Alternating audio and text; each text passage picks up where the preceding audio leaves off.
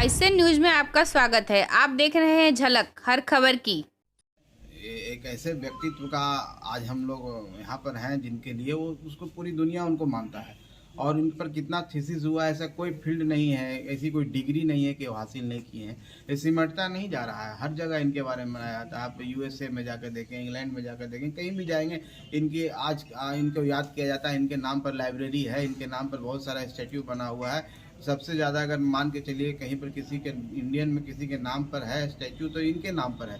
हाँ, कुछ लोग हैं, उन कुछ लोगों के बारे में मुझे नहीं टिप्पणी करना जो इनके नाम से फ़ायदा तो उठा लेते हैं लेकिन इनके पद चिन्हों पर चलने की कोशिश नहीं करते हैं। उन्हीं लोगों को मैं कहना चाहता हूँ कि जो अगर सही में आप अनुयायी हैं, सही में इनको मानते हैं तो जो ये बोले हैं उस पर अमल करके देखिए, निश्चित तौर पर गरीब का भला होगा। एक आपका भीमराव अम्बेडकर महापरिनिर्वाण दिवस है, क्या कुछ संकल्प लेने की आवश्यकता है? देखिए, इस भारत आधुनिक भारत के निर्माता हैं और ऐसा कोई क्षेत्र नहीं है जिसमें उन्होंने काम नहीं किया है और पूरे दुनिया में उनकी ख्याति है। और एक ऐसे समाज से आए हैं जो गरीब वर्ग होता है और जहां संघर्ष करके उन्होंने जो मुकाम हासिल किया है। आज के दिन में यही संदेश हम सबको लेना चाहिए, खास करके उन लोग जो उनके अनुयायी हैं, गरीब हैं, पिछड़े हैं और हाथ पर हाथ धर के इसलिए बैठे रहते हैं कि हम कुछ नहीं कर सकते, मेरे पास कुछ भी नहीं है। आप उस समय की कल्पना कीजिए जहाँ जिस समय छुआछूत अपनी प्रकाष्ठा पर था, जहाँ उनको पढ़ने के लिए भी जमीन नीचे बैठाया जाता था, पानी छुआ जाता था, वो जहाँ काम करते थे वहाँ के लोग प्यून उनको पानी नहीं पिलाता था। उस परिस्थितियों चुनौतियों के जो महासागर रूपी चुनौती है उसको सामना करके उन्होंने एक मिसाल दी है, एक स्थापित किया है मिसाल कि हम को आदमी जब कुछ कर गुजरने की सोचता है तो कुछ भी कर सकता है। तो हम यही कहेंगे, कोई व्यक्ति जन्म से कमज़ोर नहीं होता है, अपने कर्मों से मजबूत होता है, कमज़ोर होता है। कर्म कीजिए, मेहनत कीजिए, संघर्ष कीजिए, निश्चित तौर पर सफल होइएगा। जो मुकाम बाबा साहब ने हासिल किया है आप भी हासिल कर सकते हैं। सिर्फ आपके मन में कुछ करने की योजना होनी चाहिए और क्षमता होनी चाहिए और सोच होनी चाहिए। इसलिए मैं आपके माध्यम से आज इस महापरिनिर्वाण दिवस पर सबको शुभकामना देता हूं और यही कहता हूं कि इनके बताए हुए कार्यों को कीजिए और समाज को एक कीजिए, एक रूप कहिए, क्योंकि इन्होंने कोई समाज को बांटने का काम नहीं किया था, समाज को जोड़ने का काम किया था। सब एक होकर के, कोई जातियों में नहीं बटे, एक हिंदुस्तानी बने और एक होकर के अगर सब हम गरीब एक हो जाएंगे, हमारी पार्टी का भी एजेंडा है कि सब गरीबों एक हो। तो बाबा साहब ने उस समय कहा था कि सब एक हो जाओ, जिस दिन एक हो जाओगे सत्ता तुम्हारे हाथ में रहेगी। और निश्चित तौर पर जब सब एक हो जाएंगे तो हमारी संख्या है और संख्या है तो हम किसी से मांगेंगे नहीं, हम खुद अपना भाग निर्माता होंगे। यही आज का सबसे बड़ा मैसेज।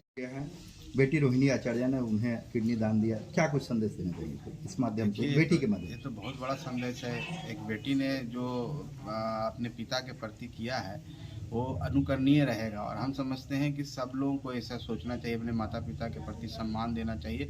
और माता पिता जब हमको इस धरती पर लाए हैं तो एक समय होता है कि उनको भी ज़रूरत होती है हमारी, हमको भी उनको बढ़ चढ़ कर मदद करना चाहिए। और जो रोहिणी आचार्य ने किया है वो आने वाला समय में एक मिसाल रहेगा। लोग उसको बात बताएंगे उनके बारे में जैसा आप बोल रहे हैं और लोग उसको अनुकरण करेंगे। वो समझिए कि अमर हो गई इस मैंने जन्म लेकर के अपने जन्म जो माता पिता का पितृ ऋण होता है उसको पूरा करने में वो कामयाब हो गई। राजद सुप्रीमो के लिए क्या कुछ कहना चाहेंगे? हम लोग सब लोग दुआ किए हैं कि जल्द से जल्द आए, उनकी ज़रूरत है बिहार को। आज करीब 1 घंटा पहले स्टेटमेंट आया कि आप लोगों का दुआ है काम आया। सही बात है, उनकी ज़रूरत है बिहार को। और बिहार की इतनी जनता, भारत की इतनी जनता, जब असंख्य लोग, अनगिनत लोग उनके दुआ के लिए हाथ उनके स्वास्थ्य के लिए उठाए हैं तो निश्चित तौर पर आएंगे और बहुत जल्द स्वस्थ होकर आएंगे। और इस राज्य को ज़रूरत है और गरीबों की आवाज़ है वो, और गरीबों की आवाज़ को और बुलंदी मिले इसके लिए वो निश्चित तौर पर स्वस्थ होकर आएंगे। यही हम लोग की कामना है। बहुत बहुत धन्यवाद। मैम, आप महिला शक्ति है, कहीं ना कहीं एक रोहिणी आचार्य आपका संदेश कर सकता है, उन बेटियों की एक सकारात्मक आपके माध्यम में कहीं ना कहीं उनका जो संविधान था वो शायद न्यायपालिका में लागू नहीं हो पा रहा है उच्च कोर्ट में, इसको लेकर क्या कुछ लगता है कि देखिए माननीय न्यायालय पर कोई टिप्पणी नहीं है। ऐसा नहीं है कि संविधान लागू नहीं हो, संविधान के ही सहारे नियुक्ति को लेकर के समझ रहे हैं आपकी बातों को, संविधान के सहारे ही हमारा देश चल रहा है।